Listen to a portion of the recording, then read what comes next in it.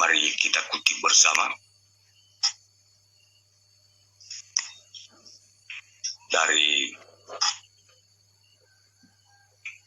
Yohanes, Injil Yohanes, pasal yang keempat, ayat 23 sampai 24. Yohanes pasal 4 ayat 23 sampai yang 24.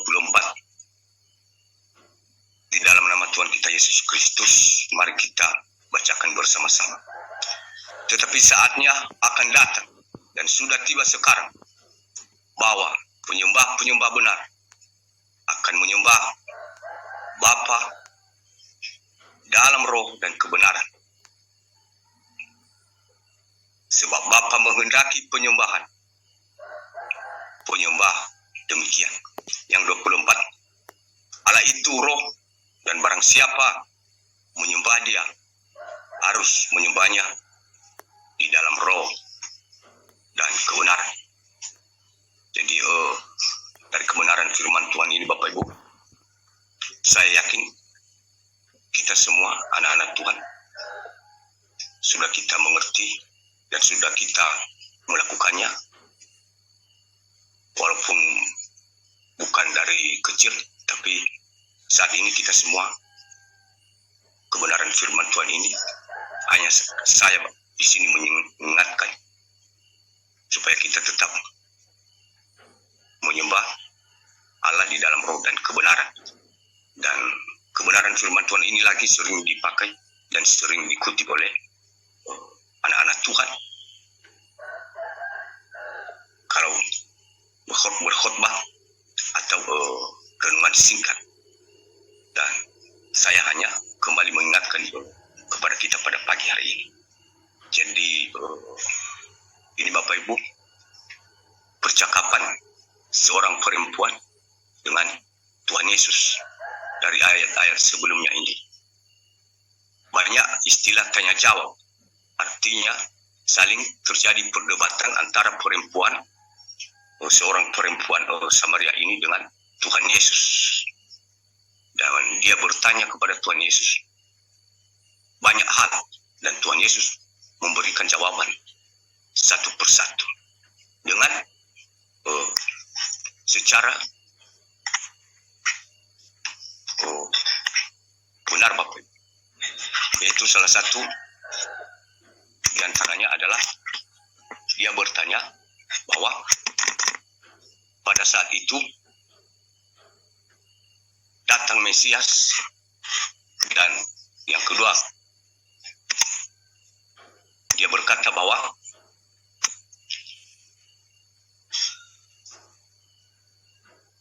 dia itu tidak mempunyai suami. Jadi dari situ Tuhan Yesus menjawab semua pertanyaan itu, bukan dengan marah, bukan dengan keras, tapi dia menjawab dengan lembut. Kenapa? Karena Tuhan Yesus tahu bahwa perempuan Samaria ini dia belum tahu dan dia belum mengenal kebenaran. Beda dengan ahli-ahli Taurat, ahli Farisi. Tuhan Yesus mengancam mereka untuk menegur mereka harus mengancam tegas karena mereka sudah mengenal dan bahkan seorang pengajar, seorang yang menjadi contoh. Jadi sampai percakapan mereka di ayat 23 ini, tetapi saatnya akan datang dan sudah tiba sekarang. Jadi sekarang yang dimaksud ya kita juga berhubungan dengan sekarang yang kita jalani ini, Bapak Ibu, di dunia ini, bahwa penyembah benar menyembah Bapa dalam roh dan kebenaran. Jadi sebelum kita ini semua ada perselisihan pendapat secara iman dan secara manusia jasmani. Kita menyembah secara umum yang kita kenal ada rumah ibadah dan gedung gereja. Artinya di situ kita orang yang percaya harus terlihat dari penampilan secara manusia beribadah kita setiap hari Minggu, dan kalau ada perkumpulan organisasi lingkungan, kita harus bergabung. Jadi karena sudah ada perbedaan, tahun-tahun terakhir ini sudah ada perpisahan antara kambing dan domba, dan antara gadung ilalang. Makanya kita saat ini sudah tiba kebenaran firman Tuhan ini tergenapi bahwa kita menyembah benar dalam roh dan kebenaran. Jadi satu di sini kita menyembah di dalam roh. Di dalam roh ini Bapak Ibu, artinya saya kasih contoh. Kita harus berbicara secara logika, karena banyak kawan-kawan kita di luar sana, sebagian tidak semua, jadi mereka nanti sibuk bertanya, ya. Jadi makanya harus kita pakai logika biar bisa mereka tangkap. Terus setelah itu nanti baru dimasukkan ke iman. Karena Tuhan Yesus perumpamaan yang dia pakai berbicara, tapi kepada murid-muridnya segala sesuatu yang tersembunyi itu dia sudah beritahu sebelumnya. Nah, contoh kalau seseorang, istilah Allah itu dikatakan di ayat 24, Allah itu roh. Nah, contoh secara manusia jasmani di dunia ini, jangankan seorang presiden, tapi seorang kepala desa itu contoh paling kecil. Kalau kita berkunjung atau bertamu di rumah kepala desa itu, pasti kita itu tidak sembarangan, tidak memakai pakaian yang compang-camping. Kita harus jaga sifat kita, jaga perkataan kita, dan kita tahu bahwa yang kita datangi itu bukan masyarakat biasa yang bisa kita seenaknya, semaunya kita melakukan apa kehendak kita, karena dia seorang kepala desa. Jadi kita harus menghargai, menghormati. Nah, begitu pula secara iman Bapak Ibu, Allah itu roh. Jadi untuk menyembah di dalam roh berarti harus memiliki yang pertama seperti yang aku ceritakan tadi.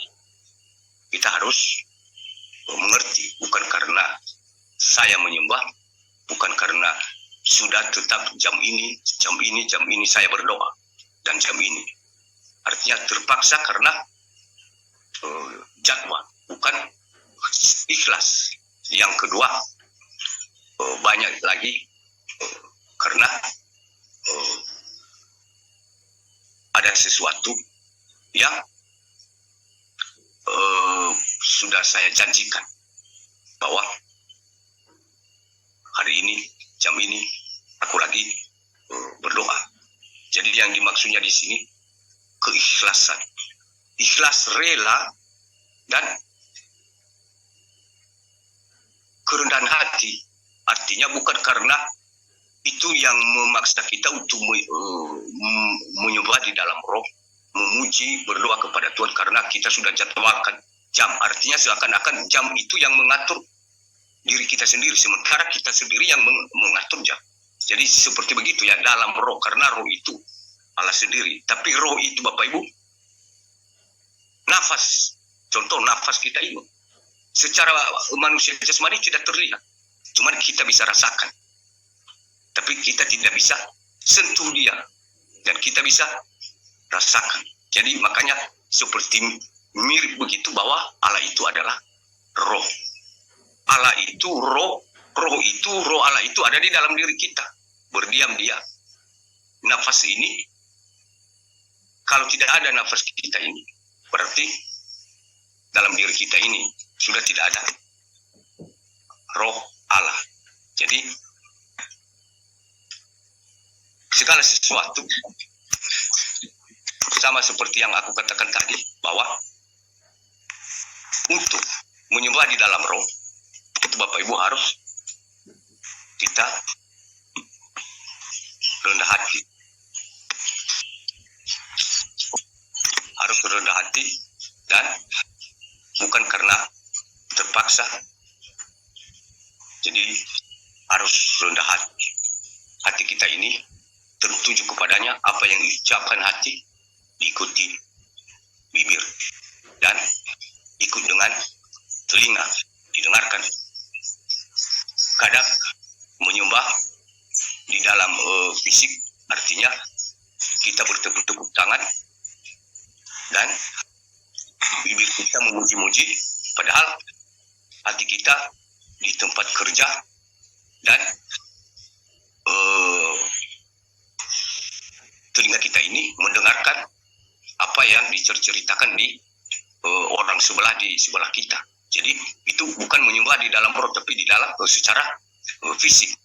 Karena tubuh kita ini semua kita serahkan untuk mendengarkan bisikan orang yang telinga, hati kita memikirkan apa pekerjaan kita, sementara bibir kita memuji-muji. Artinya sebatas fisik. Nah, jadi yang dikenakinya apa yang diucapkan hati ini, yang keluar dalam hati ini. Contohnya kalau hati ini berbicara haleluya, itu yang diucapkan bibir, tapi seakan-akan Bapak Ibu, mungkin Bapak Ibu bisa tangkap, seakan-akan haleluya itu tertulis keluar dalam hati kita ini, haleluya, sehingga itu yang diucapkan bibir, sehingga searah, fokus dan terpusat telinga itu untuk mendengarkan perkataan yang dikatakan itu haleluya. Jadi itu menyembah di dalam roh. Nah, bukan hanya menyembah di dalam roh lagi Bapak Ibu. Jadi di sini menyembah lagi di dalam kebenaran. Berarti kedua ini tidak boleh terpisahkan. Apa yang dimaksud kebenaran? Nah, contoh lagi Bapak Ibu secara logika. Kalau saya mungkin ada salah. Kalau ada salah, pasti saya itu merasa gelisah, ketakutan. Karena suatu saat pasti terbongkar. Dan kalau aku misalkan ditangkap, bagaimana? Aku khawatir, aku gelisah.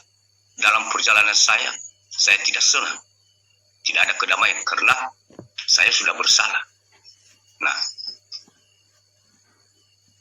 dan untuk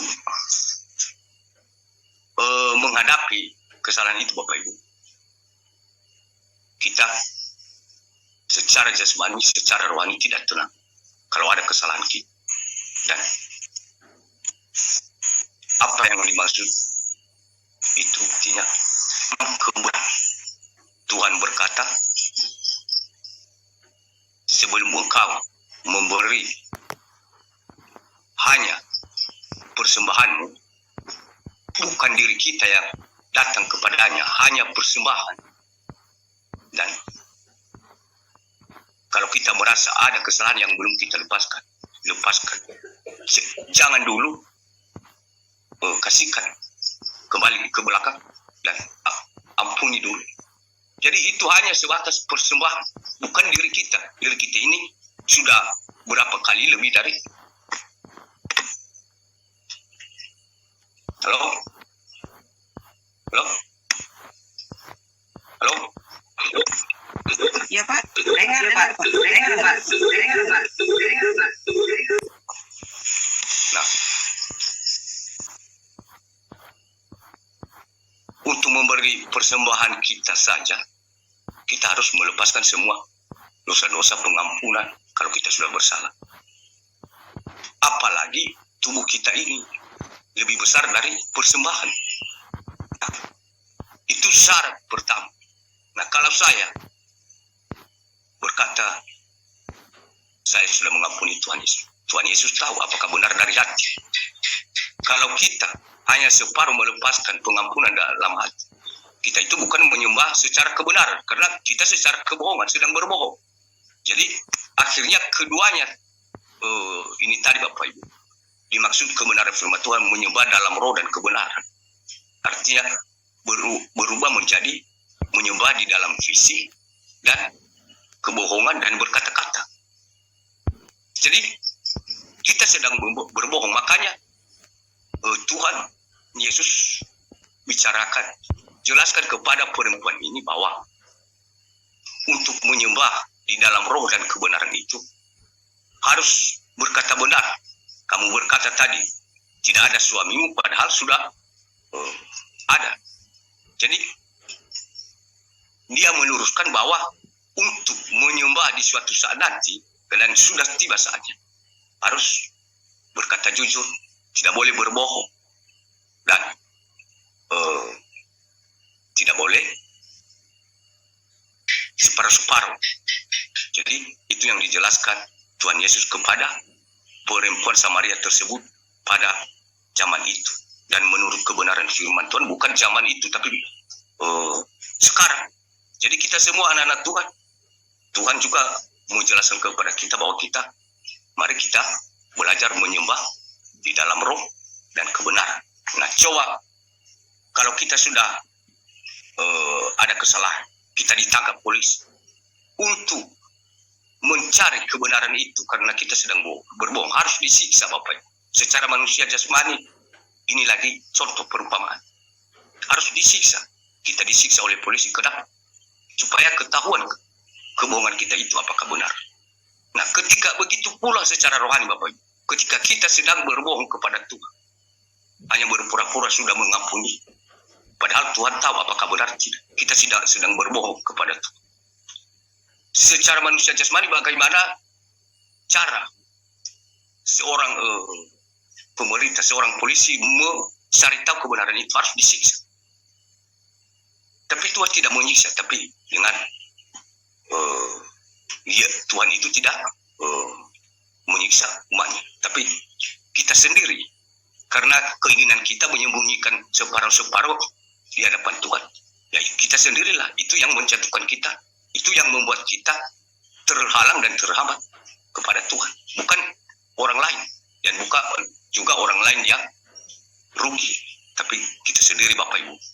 Jadi makanya saat ini Bapak Ibu, Tuhan Yesus berbicara kepada kita lewat perempuan Samaria. Dan kita bersyukur.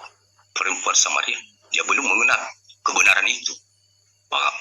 Bahkan dia tidak segan-segan di depan Tuhan Yesus, dia berbohong. Jadi kita sudah mengenal kebenaran. Mari Bapak Ibu, kita diingatkan oleh Tuhan Yesus menyembah di dalam roh dan kebenaran. Sehingga kalau kita sudah menyembah di dalam roh dan kebenaran, artinya bukan lagi bibir yang bicara, tapi hati yang bicara. Seperti yang aku katakan tadi, hati yang bicara diikuti oleh bibir, didengar telinga, dan seluruh tubuh ini, segenap hati ini semua tertunjuk kepada Tuhan Yesus. Sehingga kiri kanan kita tidak bisa dengar, walaupun di situ orang berteriak.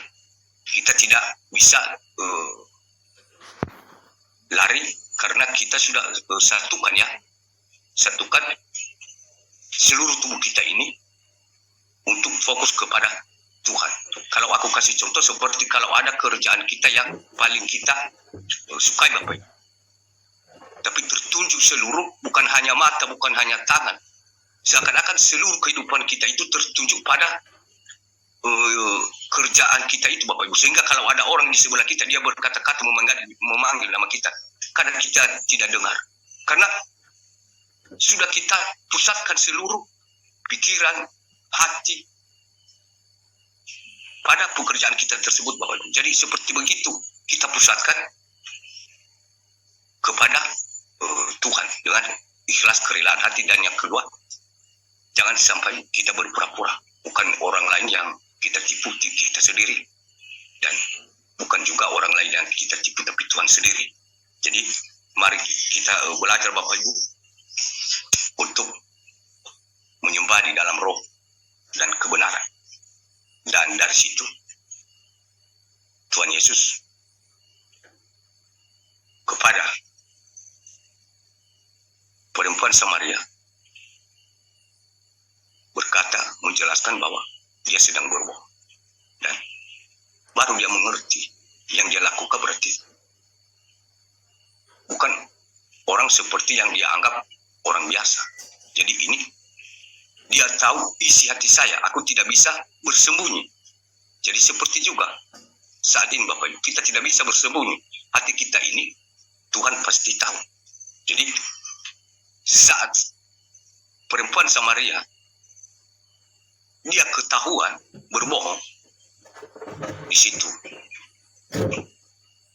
dia baru mengenal bahwa dia adalah seorang Mesias. Tapi dia sadar, tapi tidak dilanjutkan karena dia sudah sadar karena baru mengenal kebenaran. Jadi kita juga Bapak Ibu, mari kita bertanya di dalam hati kita masing-masing, apakah kita juga seperti perempuan Samaria yang baru kenal kebenaran, atau yang sudah lama mengenal kebenaran tapi tidak melakukan. Jadi saat ini Bapak Ibu, sekalipun lama kita sudah mengenal kebenaran, dan saat ini Tuhan Yesus memberitahu kita, memanggil kita, memberi kita kesempatan supaya kita melakukan seperti yang dilakukan oleh seorang perempuan Samaria yang baru mengenal Yesus, sehingga dia percaya dan dia lagi tidak mau berbohong di hadapan Tuhan. Demikian kebenaran firman Tuhan, dan kami mengerti banyak kelemahan kami sebagai manusia jasmani ini, dan biarlah Roh Kudus, Roh kebenaran yang akan menjelaskan lebih dalam di dalam hati kita